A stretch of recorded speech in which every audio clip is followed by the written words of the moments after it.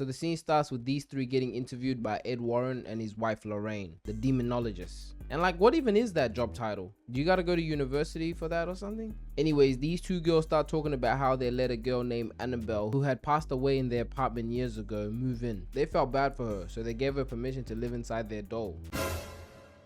Yeah, that did not go well. They had come home to find Annabelle chilling in the hallways with crayons in her hands and a note on the floor saying, "Miss me?" Oh hell nah. They grabbed her rubbery ass and tossed her straight in the trash, which I guess wasn't a bad idea, but if it was me,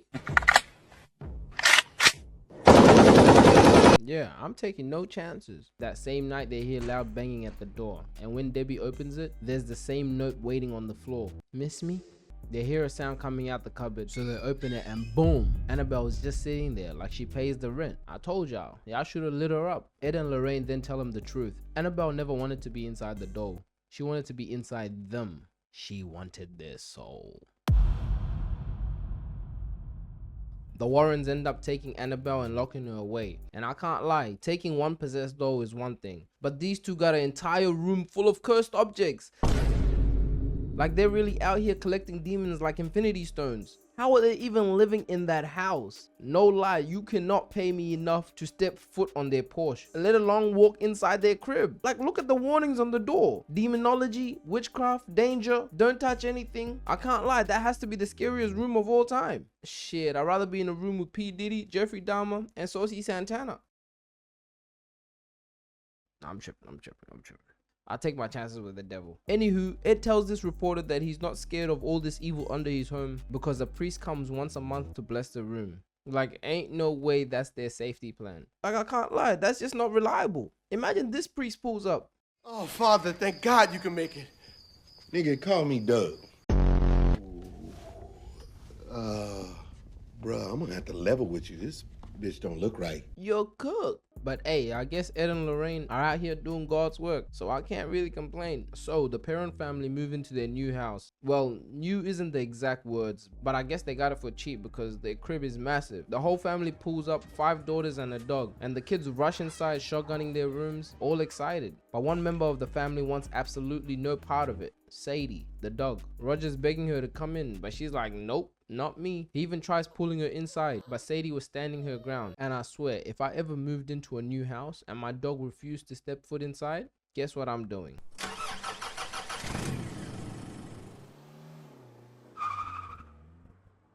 Cause please tell me, why they're still there? So everyone starts unpacking, setting up the furniture, trying to make the place feel like a home. And not even an hour in, the youngest daughter, April, finds this little toy, a musical box. And bro, the sound that comes out of it, creepy as hell. Like, why are kids never scared of the most haunted looking things?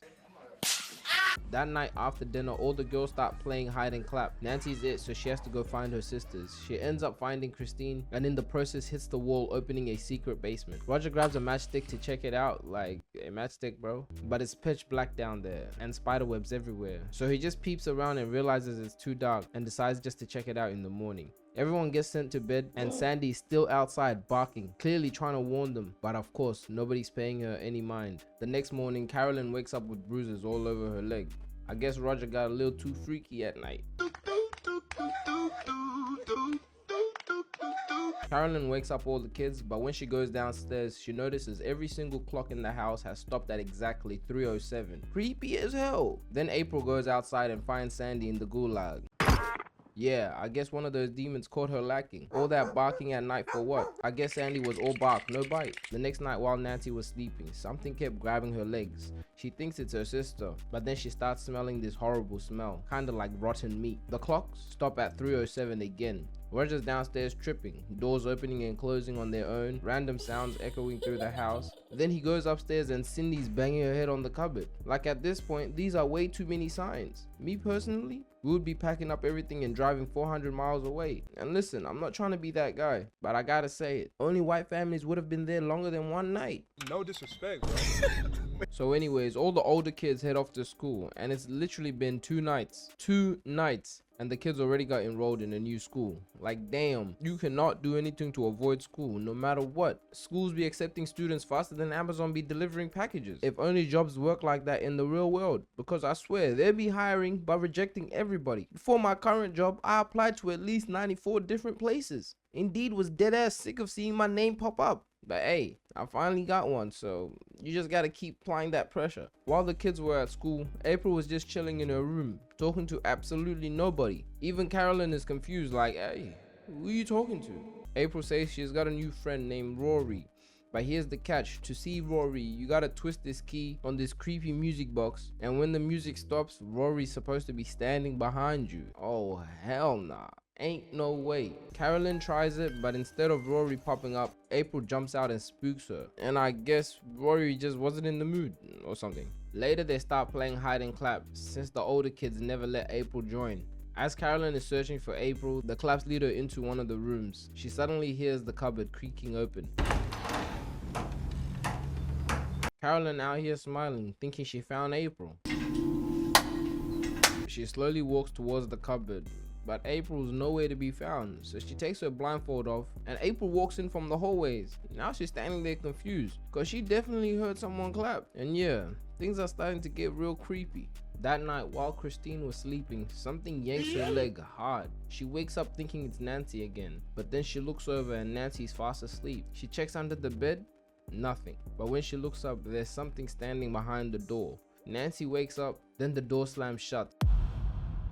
Roger and Caroline run upstairs, but of course they brush it off like it's a bad dream. Like, look at those eyes. She definitely saw something. The kids go back to bed and Carolyn starts hearing kids laughing and clapping in the hallways. And instead of just staying upstairs like a normal person, she decides to investigate. Barehanded too. She ain't even grab a broom or a knife for self-defense. So she follows the noise and of course it leads her straight to the basement. Like, look at it. It's pitch black. They couldn't pay me to go down there. But Carolyn, she a soldier. She flicks on the light and peers inside. Then bam, the door smacks her head and sends her tumbling straight down like she's Jerry. She gets up dazed, and then a ball rolls out from the shadows. I mean, is this demon trying to hoop? She bolts for the stairs, but then the lights blow out and now it's pitch black. You cannot see a thing. All you can hear is little kids giggling. And at this point, if God hasn't stepped in, I would have accepted fate. The devil got me. Carolyn pulls out a match, lights it, but man, that tiny flame isn't doing a damn thing. Knock knock, who's there? Yeah, free her. She was cooked. She tries getting out, but the door is locked. Like her strength was not doing anything. Cindy's back at it again, sleepwalking and banging her head on the cupboard like she's trying to knock herself out. Andrea takes her back to bed, but then the cupboard starts banging again by itself and ain't nobody there. She walks up and opens it, but it's empty. But as soon as she looks up, boom, this ugly demon launches at her. Boy, ain't no way, boy. Boy, ain't no way, boy. Roger finally comes back home, opens the basement and sprints upstairs to straight chaos. Brody was gone for like an hour and the whole crib turned into hell. So yeah, now the kids are terrified. Carolyn is straight up shivering and Roger's low-key thinking everyone's over exaggerating. Meanwhile, Ed and Lorraine are out here presenting one of the exorcisms they were a part of. And after their presentation, Caroline shows up asking if they can come by the house to check things out. And since they're demonologists, of course they were like, bet, let's see what scary things are happening around your crib. So yeah, these two pull up that night and immediately get to work. And from the jump, they already felt a dark presence in the house. Lorraine heads to the basement and locks in, trying to connect with whatever is lurking. Like, what type of superpower is this? Connecting with demons? What? We're flying to Philadelphia! Oh, hell no! They start questioning everybody in the house, how it all started and what they saw, even asking little April about their new friend Rory. And the craziest part, Lorraine actually sees him through the music box. I can't lie, he had that shit on. Be honest, ain't no clean, no. Lorraine goes outside and sees someone hanging from the tree. And the wild part, Ed can't see a thing. That vision almost makes her pass out right then and there. After that, they tell the family straight up, this house needs an exorcism. Lorraine's seen the demon all over the place. And it's not just haunting the house, it's latched onto the family. So leaving won't do a thing now. The Warrens head back home and start digging through the history of the land. And yeah, it's bad. Everyone who ever lived there either went insane or ended up committing suicide. It's a cursed spot. So Ed and Lorraine pull back up with their crew ready for war. They set up cameras, recorders, mics, everything, trying to catch the demon lacking. And yeah, they didn't bring shotguns and pistols, but they were strapped with holy water and crosses. Shit, if you ain't baptized, now will be a good time to dip your head into the water. While Carolyn was upstairs napping, Lorraine looks up from the window and sees a little girl standing there. She bolts upstairs, then the demon marks Carolyn, and when she wakes up, it's on top of her. She screams and the demon pours blood straight into her mouth. The crust. I'm out. You think I'm about to... I'm not watching this! Look! By the time Lorraine gets upstairs, Carolyn was back to normal, like nothing even happened. That night, Cindy starts sleepwalking again, but this time the ghost cameras start flashing, which means there was a demon with her. They head upstairs and suddenly the door slams shut. Everyone sprints upstairs trying to force it open, but it would not budge. It was as if Rod Wave was behind the door. Lorraine throws on the headsets and starts hearing another voice whispering in the room. When they finally manage to break in, Cindy's gone, and they can't find her. They grab the UV lights and start following the footprints. That leads them into a hidden room in the cupboard, and that's where they find Sydney, scared but unharmed. They can't see the demon, so Lorraine decides to go in deeper. Inside, she finds the old rope Bathsheba Sherman used to hang herself years ago. But as she steps back, the floor gives in and boom! Lorraine drops down a couple of levels. Like, what type of side quest is this? She finally hits the ground, and instead of panicking and looking around, she pulls out the music box, twists the key, looks in the mirror and sees Bathsheba holding her dead son in her arms, whispering, "The demon made me do it." Lorraine slowly looks up and sees someone hanging from the roof. Yeah, that was enough for her.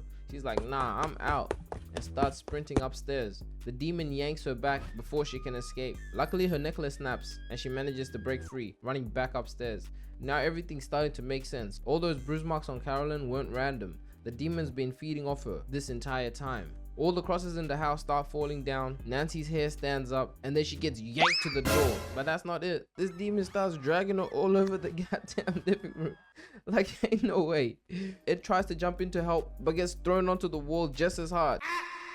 Lorraine quickly grabs her scissors, using her big brain, and cuts her hair. And I can't lie, that was close. Bathsheba was really trying to catch her body. And while all that was happening, Drew was just standing there recording the whole thing. Like, if he posted that on YouTube, it would definitely get more views than this video.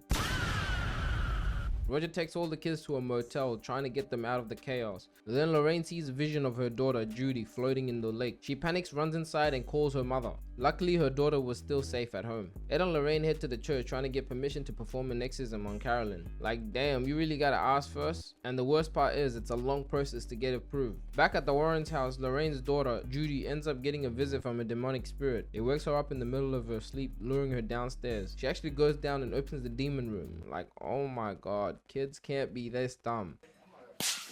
And she doesn't even close it. Anyway, she tries going back upstairs, but all the lights start turning off one by one. She runs into another room, locks herself in, and when she turns around, there's a lady rocking a chair holding a doll. Yeah, Annabelle had escaped the demon room.